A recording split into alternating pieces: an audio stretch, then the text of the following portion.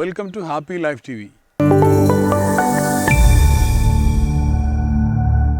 പല രക്ഷിതാക്കളും പറയുന്നതാണ്, കൗൺസിലിങ്ങിന് വരുമ്പോഴും അല്ലാത്തപ്പോഴൊക്കെ പറയുന്നതാണ്, മകൻ വലിയ വാശിക്കാരനാണ്, എന്താണ് ചെയ്യേണ്ടത്, ഇവൻ്റെ വാശി മാറാൻ വേണ്ടി ഞാൻ എന്ത് ചെയ്യണം. പല രക്ഷിതാക്കളും വല്ലാതെ ടെൻഷൻ അടിക്കുന്ന വിഷയം കൂടെയാണത്. എങ്ങനെയാണ് ഇവൻ്റെ വാശിയെ ഒന്ന് മാറ്റിക്കിട്ടുക? പലതും ഞാൻ ചെയ്തു നോക്കി, തല്ലി നോക്കി, മാറുന്നില്ല. അവനെ വഴക്ക് പറഞ്ഞു നോക്കി, മാറുന്നില്ല. അവന് പല കാര്യങ്ങളും കൊടുക്കാതിരുന്ന് നോക്കി, മാറുന്നില്ല. ഇവിടെ ആദ്യമായിട്ട് നാം മനസ്സിലാക്കേണ്ട ഒരു കാര്യം, എങ്ങനെയാണ് നമ്മുടെ മക്കൾ വാശിക്കാരായി മാറുന്നത്, ആരാണ് അവരെ വാശിക്കാരാക്കി മാറ്റുന്നത് എന്നത് നാം ആദ്യമായി മനസ്സിലാക്കേണ്ടതുണ്ട്. ഒരു ഉദാഹരണം പറഞ്ഞാൽ, ഒരു ചെറിയ കുട്ടി, 1.5 വയസ്സുള്ള ഒരു കുട്ടി മൊബൈൽ ഫോൺ കിട്ടാൻ വേണ്ടി കളിച്ചുകൊണ്ടിരിക്കുക, കരഞ്ഞുകൊണ്ടിരിക്കുക. അവൻ അവൻ്റേതായ രീതിയിൽ കുറേ കളിച്ചു നോക്കി അത് കിട്ടാനായിട്ട്, പിന്നെ കുറേ കരഞ്ഞു നോക്കി. അപ്പോൾ ആദ്യം അമ്മ പറഞ്ഞു, മോനെ മൊബൈൽ ഫോണൊന്നും തരില്ല എന്ന് പറഞ്ഞു. മാതാവ് പറഞ്ഞു. പിന്നെ അവൻ ഉറക്കെ ചോദിക്കാൻ തുടങ്ങി, എനിക്ക് മൊബൈൽ ഫോൺ വേണമെന്ന് പറഞ്ഞുകൊണ്ട് ഷൗട്ട് ചെയ്യാൻ തുടങ്ങി. എപ്പോഴും പറഞ്ഞു തരില്ല എന്ന് പറഞ്ഞു. മൂന്നാമത് അവൻ കരയാൻ തുടങ്ങി. കരയുന്ന സമയത്ത് ആ വീട്ടിലുണ്ടായിരുന്ന ഭർത്താവിൻ്റെ ഉമ്മ അല്ലെങ്കിൽ ഭർത്താവിൻ്റെ അമ്മ പറഞ്ഞു, എടി ഒന്നങ്ങ് കൊടുത്തേക്ക്, ചെറിയ കുട്ടിയല്ലേ, അവൻ കുറേ നേരമായില്ലേ ചോദിക്കാൻ തുടങ്ങിയിട്ട്, കരഞ്ഞ് അവൻ്റെ ശബ്ദമൊക്കെ മാറി വല്ല തലവേദനയും വന്നാൽ നമ്മൾ തന്നെ കാണേണ്ടി വരില്ലേ, ഒന്നങ്ങ് കൊടുത്തേക്ക്, ഒരു 5 മിനിറ്റ് കഴിഞ്ഞിട്ട് നമുക്കങ്ങ് വാങ്ങി വെക്കാം എന്ന് പറഞ്ഞ് ആ മാതാവ് ആ മൊബൈൽ ഫോൺ ആ കുട്ടിക്ക് കൊടുത്തു. അല്ലെങ്കിൽ ആ മാതാവിന് തന്നെ തോന്നി, ഏതായാലും കൊച്ചു കുട്ടിയല്ല, അല്പനേരം കൊടുത്തേക്കാൻ തോന്നിയിട്ട് ആ മാതാവ് കൊടുത്തു. 5 മിനിറ്റ് എന്ന് പറയുന്നതും 2 മിനിറ്റ് കഴിഞ്ഞിട്ട് നാം വാങ്ങി വെച്ചാലും ശരി, ആ കുട്ടിക്ക് ഒരു റീഇൻഫോഴ്സ്മെൻറ്റ് കിട്ടിയിട്ടുണ്ട്. അതെന്താണ്? എൻ്റെ മാതാവിൻ്റെ അടുത്തൊരു കാര്യം നേരെ ചോദിച്ചിട്ട് അത് കിട്ടുന്നില്ലെങ്കിൽ മറ്റുള്ള പലതരത്തിലുള്ള തന്ത്രങ്ങൾ ഉപയോഗിച്ച് കഴിഞ്ഞാൽ എന്തായാലും എനിക്കത് കിട്ടും എന്ന ഒരു വിശ്വാസത്തിലേക്ക്, ആ ഒരു ബിഹേവിയറിലേക്ക് ഈ കുട്ടി മാറുമെന്നുള്ളതാണ്.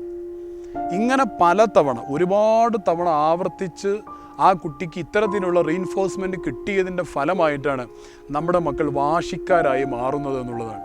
അതുകൊണ്ട് നാം ചെയ്യേണ്ടത് എന്താണ്?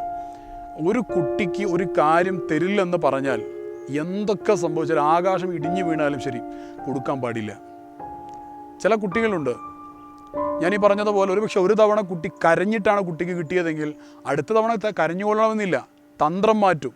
റാക്കിൻ്റെ മുകളിൽ കയറി അവിടെയുള്ള വസ്തുക്കളൊക്കെ താഴെ വലിച്ചിട്ട്, എടോ അത് എറിയല്ലടാ, താഴെ വലിച്ചിടല്ലടാ എന്നൊക്കെ പറയുന്ന സമയത്ത്, എന്നാൽ എനിക്കത് വേണം, എന്നാൽ ഇറങ്ങി ഞാൻ തരാം. ഇത് വേറൊരു തന്ത്രമാണ്. ചിലപ്പോൾ അനിയത്തിയെ ഉപദ്രവിക്കുക, അല്ലെങ്കിൽ വസ്തുക്കൾ, വേറെ എന്തെങ്കിലും വസ്തുക്കൾ നശിപ്പിക്കുക, ടേബിളിൻ്റെ മുകളിൽ കിടക്കുന്ന പൂച്ചെടികളൊക്കെ എടുത്ത് താഴെ ഇടാൻ നോക്കുക, ചെടികൾ കട്ട് ചെയ്യുക. ഇങ്ങനെ പലതരത്തിലുള്ള തന്ത്രങ്ങളാണ് കുട്ടികൾ ഉപയോഗിക്കുക. ആ തന്ത്രങ്ങളൊക്കെ അടിസ്ഥാനപരമായി നാം അവർക്ക് കൊടുത്ത ആദ്യത്തെ റീഇൻഫോഴ്സ്മെൻറ്റിൽ നിന്നാണ് അവർക്ക് കിട്ടുന്നത്.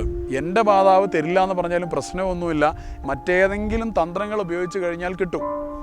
ഒരു തവണ ഒരു പരിപാടിയിൽ ഒരു പെൺകുട്ടിയോട് ഒരാൾ ചോദിക്കുന്നുണ്ട്, വെക്കേഷനിൽ ഒരു സ്ഥലത്തേക്ക് പോകാൻ വേണ്ടി, ടൂർ പോകാൻ വേണ്ടി പ്ലാൻ ചെയ്തിട്ട് എന്നെ ഒരു തരത്തിലും സമ്മതിച്ചില്ല. കുറേ ഞാൻ ചോദിച്ചു, സമ്മതിച്ചില്ല. അപ്പോൾ അവസാനം ആ ഇൻ്റർവ്യൂ ചെയ്യുന്ന ആൾ ചോദിക്കുന്നുണ്ട്, എങ്ങനെയാണ് മോൾക്ക് അവസാനം സമ്മതം കിട്ടിയേ? എനിക്കറിയാമായിരുന്നു, എന്തൊക്കെ പറഞ്ഞാലും ഞാനൊന്ന് കരഞ്ഞാൽ എൻ്റെ മാതാവ് എന്നെ വിടുമെന്ന് എനിക്ക് ഉറപ്പായിരുന്നു. അങ്ങനെ ഞാൻ ഒരു കരച്ചിലങ്ങ് വെച്ചു കൊടുത്തു. ആ കരച്ചിൽ വെച്ചു കൊടുത്തതോടുകൂടി എൻ്റെ മാതാവ് എന്നെ പറഞ്ഞയച്ചു. ഇത് ആ കുട്ടിയുടെ മനസ്സിൽ മാതാവിനോടുള്ള ആറ്റിറ്റ്യൂഡാണ്. ഇങ്ങനെയാണ് വാശി എന്ന് പറയുന്നത്. പറഞ്ഞത് അനുസരിക്കാതെ ആ കുട്ടി ഒരാൾ പറഞ്ഞ ആ വിഷയത്തിൽ തന്നെ ഉറച്ച് സ്റ്റബേണായിട്ട് നിൽക്കുന്നതാണ് വാശി എന്ന് പറയുന്നത്. ആ ഒരു രീതിയിലുള്ള സ്വഭാവമായിട്ട് മാറുന്നത് ഇങ്ങനെയുള്ള കാര്യങ്ങളാണ്. അപ്പോൾ ഇന്ന് മുതൽ നാം മനസ്സിലാക്കുക, കുട്ടിയോട് ഒരു കാര്യം തരില്ലെന്ന് പറഞ്ഞു കഴിഞ്ഞാൽ ഒരു കാരണവശാലും നമ്മൾ തരാതിരിക്കുക, അത് കൊടുക്കാതിരിക്കുക. അതേപോലെ തന്നെയാണ് we have to keep the promises. ഒരു കാര്യം തരുമെന്ന് പറഞ്ഞു കഴിഞ്ഞാൽ, അത് ഒരു കാര്യം വാഗ്ദാനം ചെയ്ത് കഴിഞ്ഞാൽ, പ്രോമിസ് ചെയ്ത് കഴിഞ്ഞാൽ അത് കൊടുക്കുവാൻ നാം ശ്രദ്ധിക്കണം. കാരണം അത് മാതാപിതാക്കളോടുള്ള വിശ്വാസ്യതയുടെ, ക്രെഡിബിലിറ്റിയുടെ പ്രശ്നമാണ്. മാതാപിതാക്കളുടെ വിശ്വാസ്യത ഒരിക്കലും തകർന്നു പോകാൻ പാടില്ല, ചോർന്നു പോകാൻ പാടില്ല. സ്കൂളിൽ പോകാൻ നേരത്തെ സ്കൂളിൽ പോവില്ലെന്നും പറഞ്ഞ് കരഞ്ഞ കുട്ടി, എനിക്ക് തലവേദനയുണ്ട് എന്ന് പറഞ്ഞ് മാതാവ് പറഞ്ഞു അത് പറ്റില്ല, സ്കൂളിൽ പോകണം. ആ കുട്ടി കരയാൻ തുടങ്ങി, ശക്തമായ ഭാഷയിൽ കരയാൻ തുടങ്ങിയപ്പോൾ മാതാവ് പറഞ്ഞു, എന്നാൽ പിന്നെ നീ ഇന്ന് പോകണ്ടെന്ന് പറഞ്ഞു. ആ കുട്ടിക്ക് മനസ്സിലാവും, സ്കൂളിൽ പോകാതിരിക്കണമെങ്കിൽ കരഞ്ഞാൽ മതി, അല്ലെങ്കിൽ അങ്ങനെയുള്ള മറ്റേതെങ്കിലും തന്ത്രങ്ങൾ ഉപയോഗിച്ചാൽ മതി. ആ കുട്ടിയോട് സാധാരണ രീതിയിൽ 2 രീതിയിലാണ് മാതാപിതാക്കൾ പെരുമാറാറുള്ളത്. ഒന്ന് ഷൗട്ട് ചെയ്യുക, എടാ നിൻ്റെ അടുത്തല്ലടാ പറഞ്ഞ് അങ്ങനെ ചെയ്യാനായിട്ടെന്നും പറഞ്ഞ്. രണ്ടാമത്തെ സ്റ്റൈൽ എന്ന് പറയുന്നത് എടാ ഒരു റിക്വസ്റ്റ് രീതിയിൽ, എടാ ഒന്ന് ചെയ്യടാ, ഒന്ന് സ്കൂളിൽ പോടാ, മാറി പരീക്ഷ അടുത്തല്ലടാ എന്നൊക്കെ പറഞ്ഞിട്ടുള്ള ഒരു സ്റ്റൈലാണ്. ഇതിന് രണ്ടിനും പകരം ഇൻ ബിറ്റ്വീൻ പറയാനുള്ള കാര്യങ്ങൾ സ്റ്റേൺ ആയിട്ട് പറയുക. നീ വേണമെങ്കിൽ കരഞ്ഞോ, പക്ഷേ വാഹനം വരുമ്പോൾ നീ സ്കൂളിൽ പോകേണ്ടി വരും. കരയുന്നതിനൊന്നും പ്രശ്നമില്ല, മക്കൾ കരഞ്ഞോട്ടെ, കരയേണ്ടെന്നും പറയണ്ട.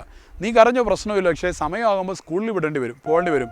ഒരു 4 ദിവസം ഇങ്ങനെ കരഞ്ഞു കഴിഞ്ഞാൽ, മൊബൈൽ ഫോണിനാണെങ്കിലും സ്കൂളിൽ പോകാതിരിക്കുവാനാണെങ്കിലും 4 or 5 തവണ ഇങ്ങനെ സംഭവിക്കുമ്പോൾ ആ മകന് മനസ്സിലാവും, എൻ്റെ മാതാവ് എൻ്റെ പിതാവ് ഒരു കാര്യം പറഞ്ഞാൽ അത് അങ്ങനെ തന്നെ നടക്കത്തുള്ളൂ, പിന്നെ ഞാൻ വേറെ തന്ത്രങ്ങൾ ഉപയോഗിച്ചതുകൊണ്ട് ഒന്നും മാറത്തില്ല.